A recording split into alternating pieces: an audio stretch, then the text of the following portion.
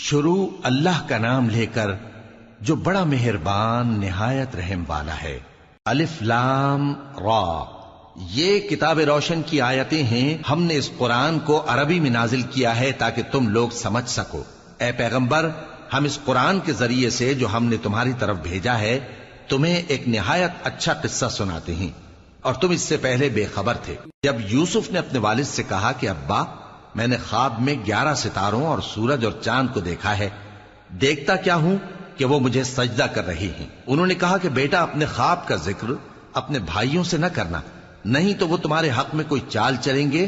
کچھ شک نہیں کہ شیطان انسان کا کھلا دشمن ہے، اور اسی طرح اللہ تمہیں برگزیدہ و ممتاز کرے گا اور خواب کی باتوں کی تعبیر کا علم سکھائے گا، اور جس طرح اس نے اپنی نعمت پہلے تمہارے دادا پر دادا ابراہیم اور اسحاق پر پوری کی تھی، اسی طرح تم پر اور اولاد یعقوب پر پوری کرے گا۔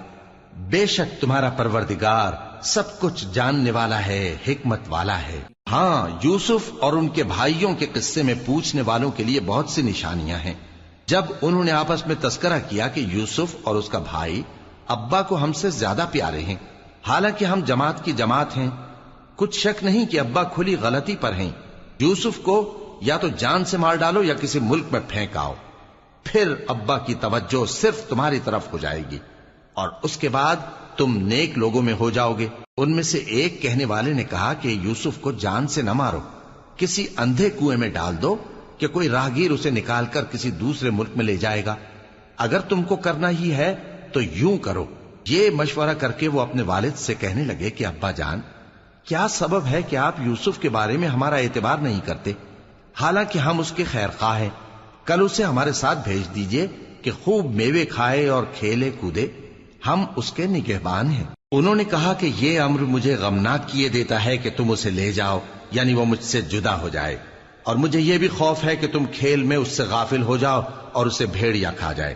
وہ کہنے لگے کہ اگر ہماری موجودگی میں کہ ہم ایک طاقتور جماعت ہیں اسے بھیڑیا کھا گیا تو ہم بڑے نقصان میں پڑ گئے۔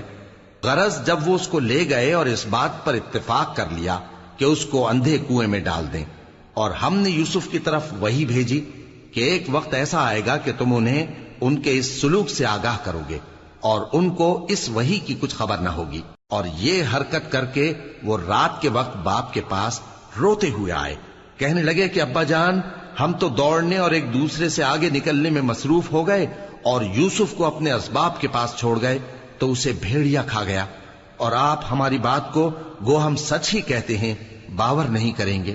اور ان کے کرتے پر جھوٹ موٹ کا لہو بھی لگا لائے۔ یعقوب نے کہا کہ یوں نہیں ہے، بلکہ تم اپنے دل سے یہ بات بنا لائے ہو۔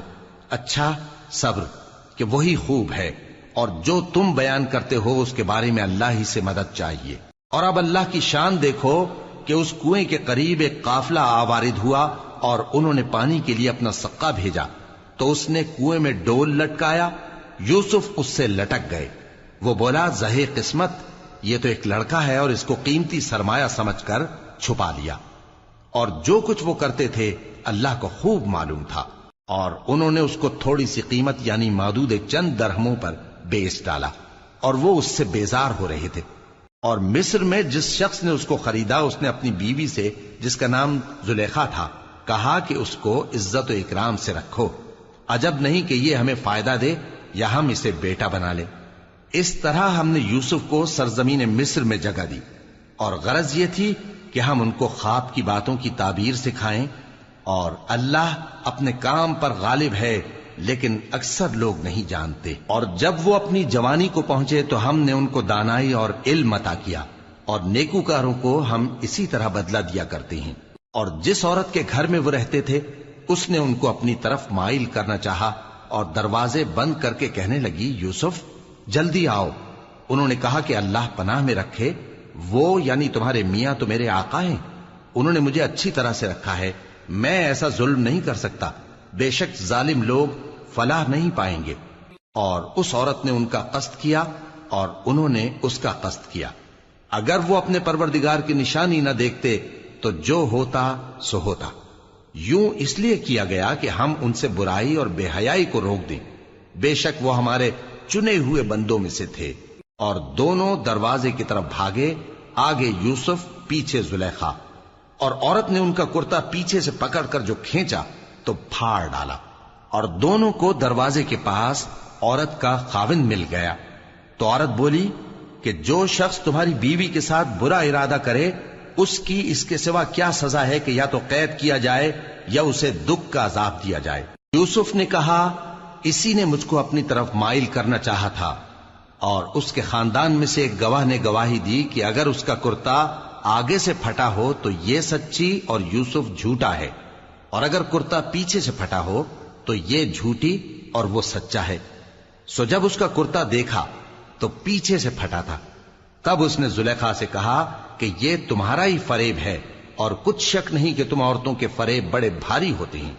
یوسف اس بات کا خیال نہ کر، اور زلیخا تو اپنے گناہ کی بخشش مانگ، بے شک خطا تیری ہی ہے۔